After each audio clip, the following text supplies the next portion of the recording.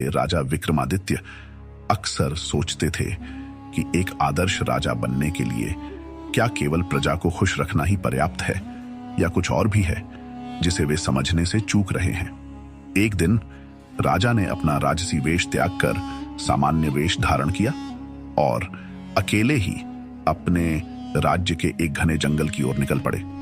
वहां उन्हें एक बूढ़े साधु मिले जो एक वृक्ष के नीचे तपस्या कर रहे थे। साधु की आंखों में दिव्यता और चेहरे पर गहरी शांति थी। राजा ने सोचा कि यह संत उनकी जिज्ञासाओं का उत्तर दे सकते हैं।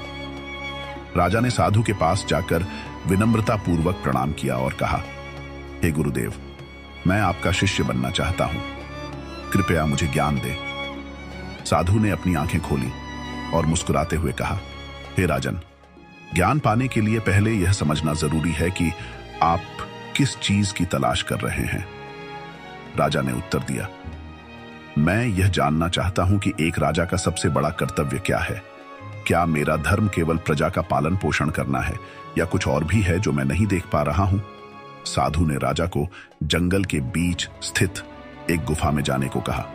उन्होंने कहा, उस गुफा में तुम्हें एक बहुमूल्य रत्न मिलेगा, लेकिन ध्यान रखना, वह रत्न केवल उसी को प्राप्त होगा जो अपने लोभ और अहंकार पर काबू पा सके।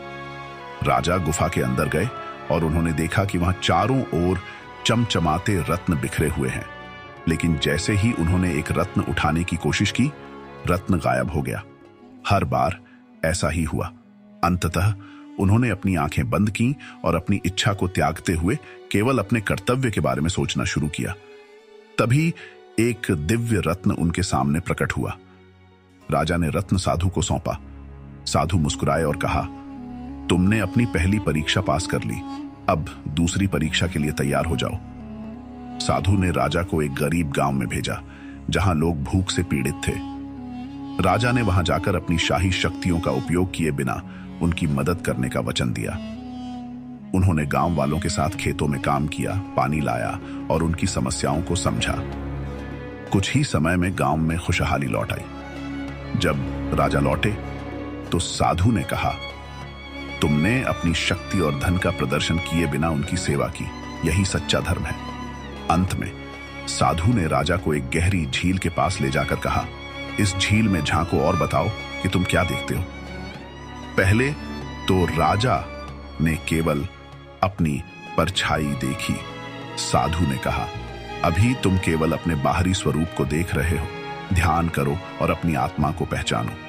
राजा ने ध्यान लगाया और महसूस किया कि उनका सच्चा कर्तव्य अपनी आत्मा को शुद्ध रखना है, जो उनके हर निर्णय और कार्य को प्रभावित करता है। साधु ने राजा से कहा, राजन, एक राजा का सबसे बड़ा कर्तव्य केवल प्रजा का पालन पोषण करना नहीं, बल्कि सत्य, धर्म और आत्मा की शुद्धि के मार्ग पर चलना है। यदि राजा स्वयं को जान ले तो उसका राज्य भी स्वर्ग बन जाएगा। राजा ने साधु को प्रणाम किया और कहा, हे गुरुदेव, आपने मेरी आंखें खोल दी। मैं अब समझ गया हूं कि एक सच्चे राजा का धर्म क्या है। यदि आपको कहानी पसंद आई हो तो चैनल को सब्सक्राइब करें दोस्तों। Thanks for watching.